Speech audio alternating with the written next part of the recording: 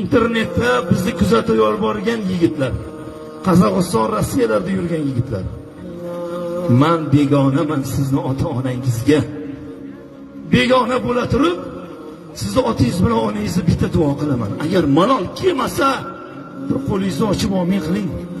Axir Xudo siz bilan biz ixtiyorimizga 24 soat vaqt berdi. 24 soat vaqt ichida bir qo'lingizni ochib amin qila olmaysizmi otangiz uchun? Onangiz uchun qo'lingizni ominga ocha olmaysizmi? Rasululloh sallallohu alayhi vasallamning oldilariga bir sahoba tashrif buyurib, "Ya Rasululloh, jonim fido bo'lsin sizga ya Rasululloh.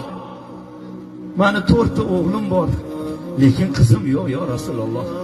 O'g'illarimni bir ko'zlik bilan katta qilganman. O'zim yemasdan yedirganman, kiymasdan kiydirganman. Bolalarimni voyaga yetkazirdim. Uni o'sdim, mehnat qildim, qaroyir mehnat qildim. Yo'qchilik, to'qchilikka katta qildim farzandimni ya Rasululloh. Farzandlarim uylandi. Nabira berdi Xudo menga. Men uyda bitta chekkasida qolib ketdim ya Rasululloh. Men bir parcha etni go'shtni katta qilganman. Vujudimda oqayotgan qizil qondan oq sutni ajratib og'ziga tutqazganman.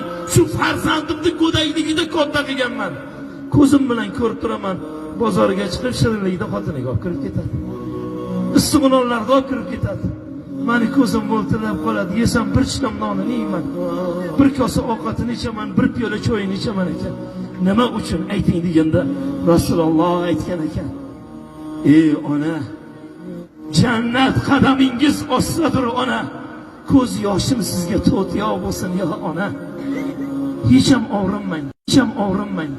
Siz bu dunyoda qiynalgan bo'lsangiz, oxiratda ajrimi, qiyomatda mukofoti bor sizga.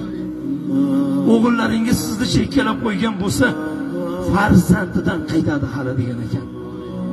Bu gap 1,5 yil ilgari qo'ygan azizlar.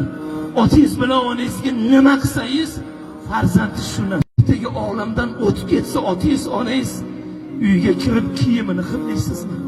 Tirikligida qilmagan shod, o'lgandan keyin ko'tarma faryod. Ey polvon, aylanib bormayman. Agar shu mana shu yerda 7 ta mard ekan bo'lsa, o'zimga o'xshagan zabardast yigit bo'lsa, ota-onasini yig'latmagan bo'lsa, ketsa kistamda pulim ketdi. Tanamda turgan jonim ketmasin polvon. Nima deyapsan?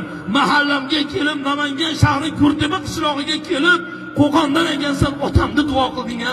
Men beraman senga. Dadamni duo qilganing uchun. Men beraman senga onajonimni duo qilganing uchun.